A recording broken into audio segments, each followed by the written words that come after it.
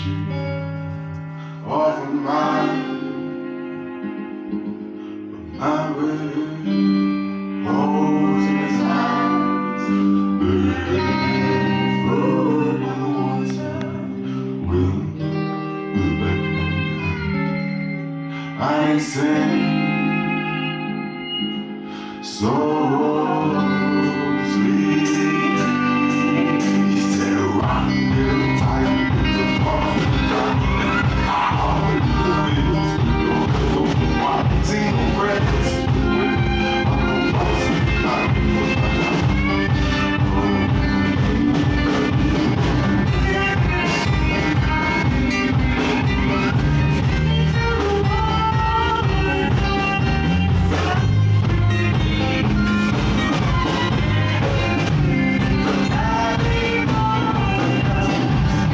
Hi Tiger. Hello. Nice to meet you. Nice We're in Camden Town. Yeah. We just watched you play a kind of filmed gig. Yeah. In a studio, a kind of tiny desk concert style thing. Not the tiny desk, but no. like... We'll find out what it's called. Yeah. we'll put some subtitles. So how was it for you compared to like a regular kind of gig? People sitting down. Yeah. So that's what. People are screaming at the front, which I'm sure you're used to. Yeah, no, definitely. Yeah, it was super different. I think kudos to the guys in Tiny Desk to like come in with like a load of energy because you're sitting to a room with like a bunch of people low energy. Yeah. But I sort of feel like you always, like whatever gig you're at, you always have to match, like read the room and try and match it. If you're like going in being like Wembley and you're like in a small room, it feels like slightly contrived. Right. But maybe if you like, I always find that sort of build into it a little bit. Like start and like I'm a bit tentative trying to work out what the room feels like. Rather than like this is going to be on the YouTube forever. Rather than if you're like let's do Live Aid. Yeah, if you're like, because it's just a room. If you burst in and you're like, well, they win, like, are you okay, Camden? Make some fucking noise. Yeah. Well, I mean, you could do that, but I don't know. I feel like authenticity, like, that's kind of a bit richer. I think maybe. I don't know. I don't know. You did really well. Well, you know, I think it really did match the vibe of the room, and great performance. Yeah, thank you. So your new single, Doggerland. Yeah. I keep wanting to call you Dogger because your name's Tiger. Yeah, that's a cool name. It was out yesterday. About a submerged area in northern Europe, a real area, right? It's a real thing. Yeah. It's like the original land bridge between England or like the British Isles and Europe. So how do you know about that? What the inspiration that led to you writing about it? I just saw earlier today that I did a painting like 6 years ago with Doggerland in it. So I must have known about it then, but I can't remember where I found out about it. Okay. But it's just, for me, it's probably been it was obviously a captivating idea then and even still now, like this idea of this, like, it's basically this, like, this boggy, well, it was boggy, it might not have been, but fishermen still bring up, like, antlers from this area. Really? Yeah. Because it just was a land bridge, so there were people and, like, family units just and that's why people are here, because they came on boats, but they also... They walked across the land bridge. Yeah. And I suppose, like, the thing that I'm, like, sort of... What I'm getting from it, like, the reason why, like, I'm so interested in it, maybe, is because, like, this sort of mythic place that doesn't exist anymore. Yeah. And these people that, you know, walked along these, like, boggy areas, these family units that were once there and that used to live there.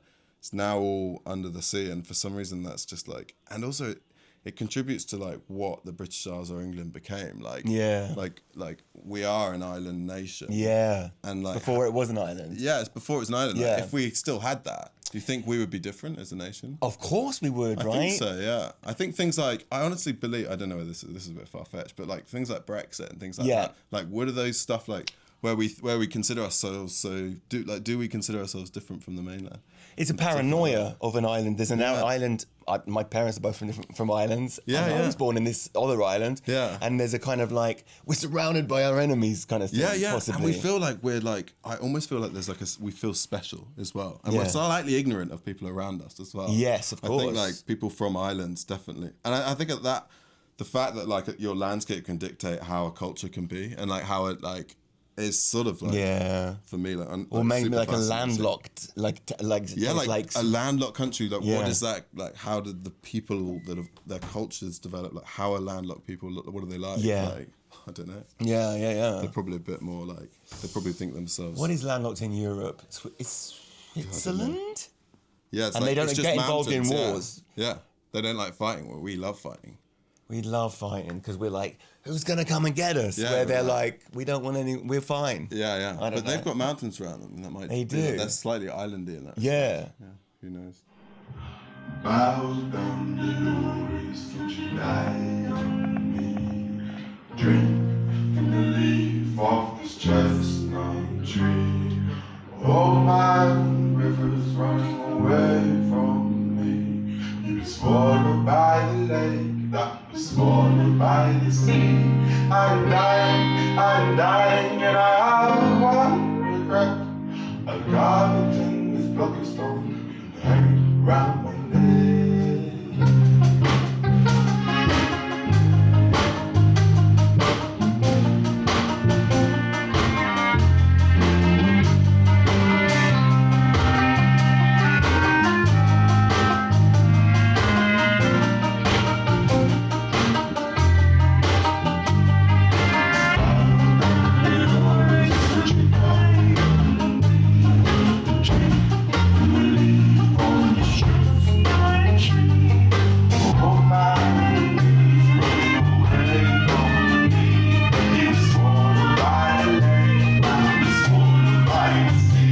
Did you study history?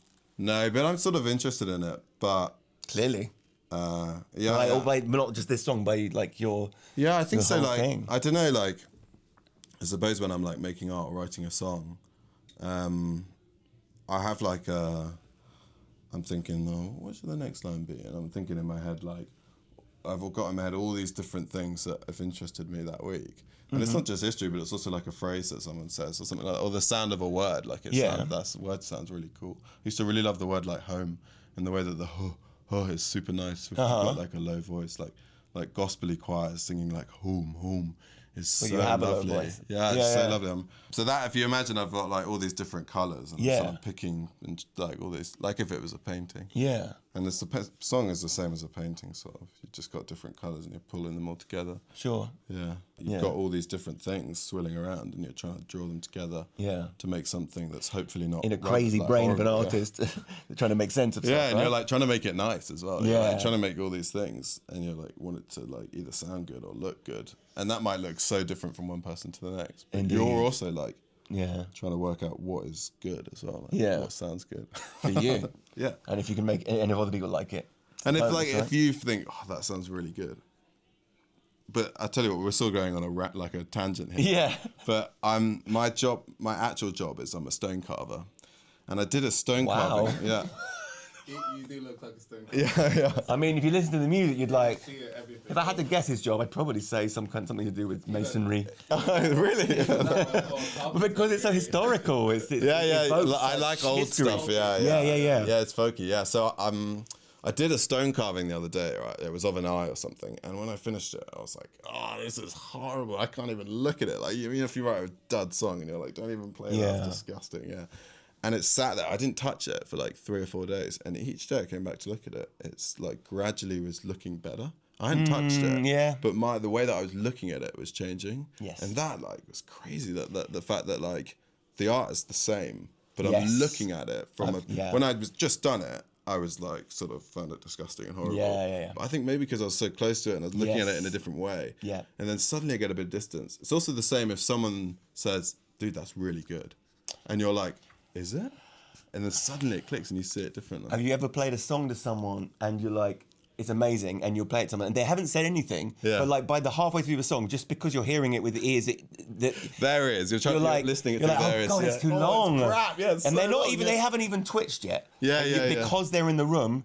There's something about it. It really does. And your confidence. It's all a confidence thing as well. Like, completely. You're like, God, I can't believe how crap I am. What am I doing? Like, why did I think? Yeah, why did I think this is good? And then at the end, they're like, oh, that's really good. And you're like, oh yeah. Yeah, that's what I thought before. Yeah, I've been there before. Yeah, so definitely, we have that all the time with our songs. Yeah, you fall out of love with them and then fall in love with them, but I think that's probably normal, isn't it? Okay. You say our songs, actually, that's a good link to that. What is the creative process? Obviously, there's like 8 of you tonight. Is it an ensemble piece, or is it more like you write and bring people in to play? Yeah, so it's just a mix, basically. So Doggerland was like, it was a real team effort. And that's really satisfying that like pretty much everyone in that room like brought a big element of that song together. Yeah. But it did make it like a really like big mess, basically, because there's so much there. And then we were trying for months to like, some songs like you can probably almost tell these songs like brilliant songs. Ain't No Sunshine, I bet that song was written in like an hour. Do you know what I mean? That this song is not one of those songs. It was like weeks and months of and then finally right at the end, I think I sat down with James or like the guitarist, one of them or something, and was like, let's get rid of that, move that there, and then showed it to the band, and suddenly it was like, oh, it works. Yeah. And even right up to the end, like we were editing, there's a bit where like all the instruments drop out and it's just me. And I was having like such issue with that bit. I just thought it sounded like not quite right for ages. And then it's like what we were talking about earlier. You just suddenly start to become accustomed with it. So it wasn't, you didn't change it, you just grew to I did. What we did change is we brought the kick in halfway through and all this stuff. We brought some stuff in and took a few bits out. Like a bit of guitar, because originally it was just me on my own, and so I think we just filled it out a bit, and then suddenly it just started to feel okay, and then you get a bit of distance from it, like, and you don't hear it for ages, and then it comes out and you listen to it on Spotify and you're like, oh, yeah, it sounds cool, it sounds nice. Well, you certainly like create an original sound, for sure. Like, and like I'm really interested in like. Is like originality really like ideally just kind of happens with effortlessly, or do you put a lot of thought into coming up with something? I was actually thinking about this the other day, the originality thing. Yeah, it's like I'd describe it as like a NAF radar. Like all of us have a NAF radar, and some people's NAF radar is like different to ours. Like if you go in someone's room, they've got like live, laugh, like whatever. You know, there's like things that they live, laugh, and I'm not going to criticize someone for having that on their wall, but like. A lot of people, probably the grand majority, will go, oh my goodness, I can't look at that. Yeah. But like, you also like, sort of being an artist or something, you sort of hone that, and your NAF radar is different to other people's. Yeah. And I think that calling it like that can be quite helpful, because I suppose like, we're not trying to make it original, but when it gives us that little feeling of like live, laugh, life, what is it? That live, laugh, feeling. love. Yeah, that's it. Yeah, when you get that little niggling feeling with a song or whatever. Oh, wait, sorry. When it's like, cringing, yeah. When you cringe about something and you're like, I'm not sure about that bit, then you sort of redirect it. You're like, let's put in a dud chord in there, or something that's a bit different. Like, and so we often actually talk about like, basically, the initial purpose is like, let's make something sound nice. Yeah. And then sometimes it's sounding way too nice, and you're like, we've got to dirty this thing up. It's too cleany, nicey sort of thing. And I mean, we've got plenty of musicians that can make it sound horrible, and then we're like, this thing sounds disgusting. Like, we've got to make it a bit more like, we've got to make it sound throw some sugar on that. yeah, exactly. Yeah. God, I think it's horrible. Like this dude's like on the synth, like. Let's put some grit into this. Yeah. But that's like, I think and tell you what that is. That's contrast. Like if you're doing a drawing, you want to add contrast in. Yeah. Because you bring those horrible moments, which make the nice moments really nice. So it's like the dark elements make the lighter moments look lighter. Yeah. So like in some bits we like bring in a horrible synth sound or something like that, and then the next bit's like, and it just sounds so much more delightful because you've heard that horrible bit before. But do you set out to be original, or does it happen? Because I spend a lot of time being like, I want to be original, and then something clicks with me. And I'm like, if you have an original mind, then you'll make original music rather than you're trying to do an original thing. I think it's a really good question, because like before we started our band, like I was just at art school at the time, and I remember talking to my girlfriend, and I was like, what voice should I do it in? And like, I would have all these questions being like, what should our music sound like? What voice should I do it in? Yes. Initially, like those things feel really key, and then what I mean is like, as soon as you're making it, that sort of, I no longer think like, because I love this guy called Benjamin Clementine. I was like, maybe I have like a Benjamin Clementine voice, or maybe I would be a bit talking headsy in this. Yeah. And then, but that stuff sort of disappears a bit, and you're just trying to sound good and be in the moment. It is just your voice. Yeah. And you might have little influences here and there, but you're no longer like, let's make this original. It's more like what I mean, like, let's make this sound good and hopefully not cringe, basically. And let go. Yeah, and actually that Rather might than get try it to and- a place where it sounds a bit more original. Yeah.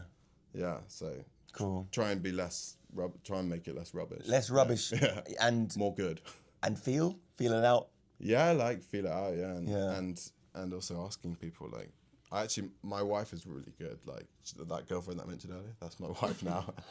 And You called her your girlfriend earlier. yeah, because at the time she was my girlfriend. Now she's my Oh, wife. at the time Yeah. she at the time When I said she that, was his yeah. girlfriend, yeah. But now she's his wife. That's just my wife. Yeah, Okay, we've gone to the present day now. Yeah. And she, I haven't got loads. I think you got away with that. I think you got away with that. You're gonna cut that bit out, aren't you, on the video? Yeah. But she can be a sounding board, and that's really helpful. Yeah. Yeah, you can be like, "Is this rubbish?" And she's like, "Yeah," and you're like, "Thank you," and then you can move on. That's good. You have some around. Yeah, like I that. mean, if you go like, we had a friends band that went to LA, and like everyone in the room was like, "Dude, this song is amazing," and like everyone's saying like, "This is so good." Yes. Then like suddenly you don't know, you just think everything's good. Yeah, And absolutely. then you come back to England and you're like, Oh. with your friends, and they're all like, "Dude, this thing sucks." Yeah, there's not much whooping Yeah, going and on you're in like, the UK. is there? and you're like, "Oh crap." And you're like, In fuck, the I missed the States. whoop. I Yeah, missed the those guys were way whooping. better, yeah. Yeah. Yeah, But they it's liked better it. for artistic process. I think so, yeah. I would say, so I read an interview, I think in 2023, and it was a very nice quote, actually. You were asked someone asked you what you meant by a lyric, and you said to explain that would make the song vulnerable. I think it was a very nice Oh, did I way. say that? Yeah. Yeah, it's a really nice way to put it. Do you find people often ask you to explain your lyrics? Yeah, I think like it depends how much I've thought about the lyrics. Like the Beatles, like sometimes just like would be like, we're gonna do this, so it sounds like burda and da-da, and then they would just like the meaning was added later on. Yeah, I think Mick Jagger said that, like he'd find the vowel sound first. Yeah, It and would fit it naturally. and I think when I started writing, it was like that, much Yeah. more like that. But nowadays, I think a bit more about like, what do I want to say? Like what I say, Yeah. what's been interesting me. Yeah. And I suppose when someone asks me to like unpack that, I've got a bit more to say. But if someone's asked me like unpack this, there's also like stuff that's maybe a bit like personal, like I talk about my mother or something like that, or like if I speaking about like a love or things like that, I wouldn't want to like muddy it with, because the cool thing about music is when people listen to it, like it could be their mother, it could be their Absolutely. sister. And actually, if I'm always putting like me, like it might ruin it for them. But after you said that, I remember watching a thing with Damien Hirst, someone getting him to explain the spots that he did. Yeah. And he was like, you could see him, he was like, oh my goodness, please don't make me do this. Yeah. Do you think that's because he's a fraud? I think that's because he did loads of spot paintings, and I think it's hard. Like, He looked up an algorithm that was in.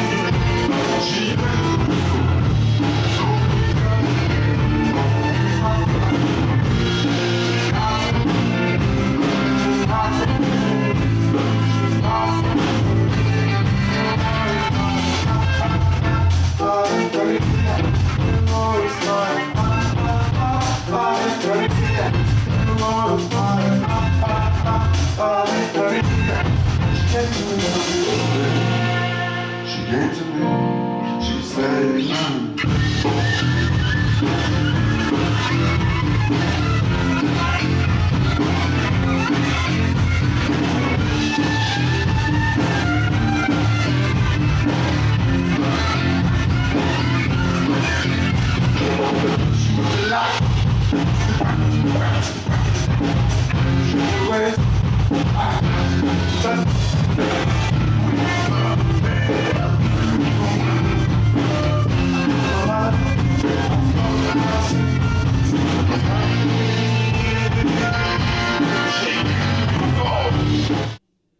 Oh yeah, so you had a baby. 2023 maybe. Yeah. Some of my research seems to be very 2023 based. Yeah. How does it affect your creativity, if at all? Oh man, yeah. It's like my time is just not my own. Like I've got no time. Yeah. I've actually got 2 children now. Oh wow. One on the way. Yeah. And so like 2 and 1 on the way. Yeah. So yeah, 2.5. And I think like suddenly you're like you just got no time basically. Yeah. Because I got a job as well, and so like that's it. It does affect like it doesn't affect like in regards to like writing and things like that. Like I could still.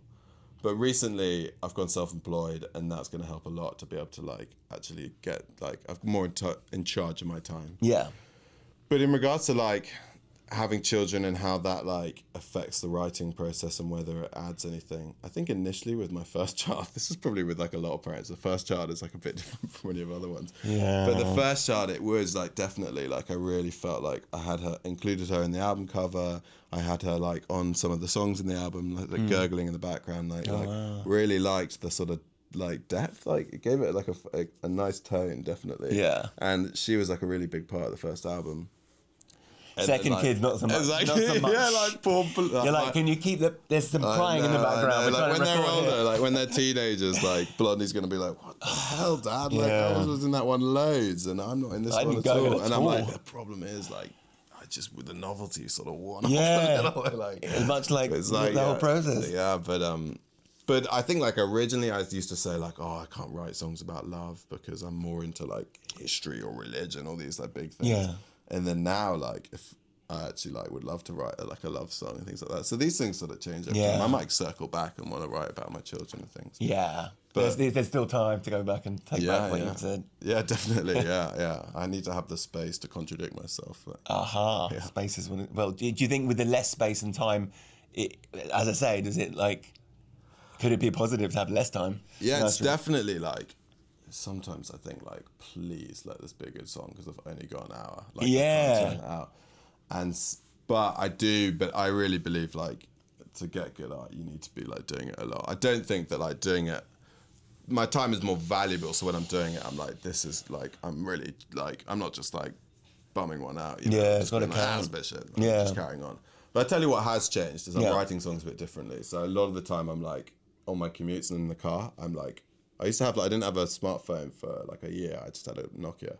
And on that phone, I would just record loads of vocal melodies and song ideas.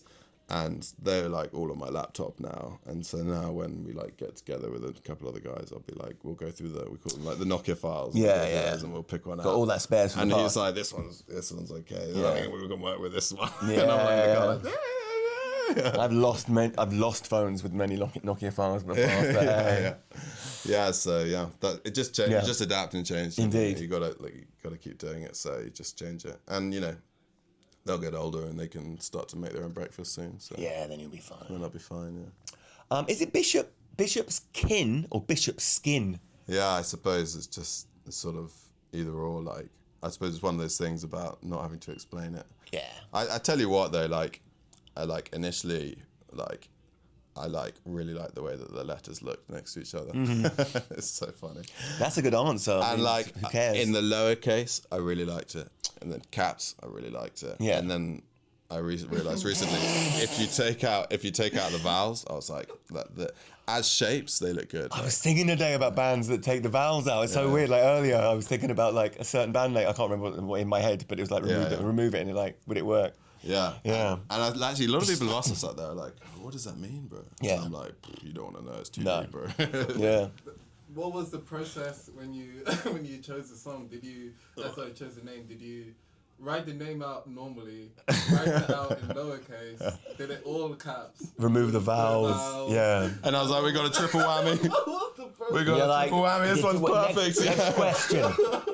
Yeah, we got a hot. Yeah. No, I can't remember. But like, it is a bloody mission if you're like trying to come up with a band name. Like, I'm in the middle of that process at the moment. It sucks, yeah. So last question. Perfect. I'll ask everyone this. What is your purpose as an artist? Oh, dude.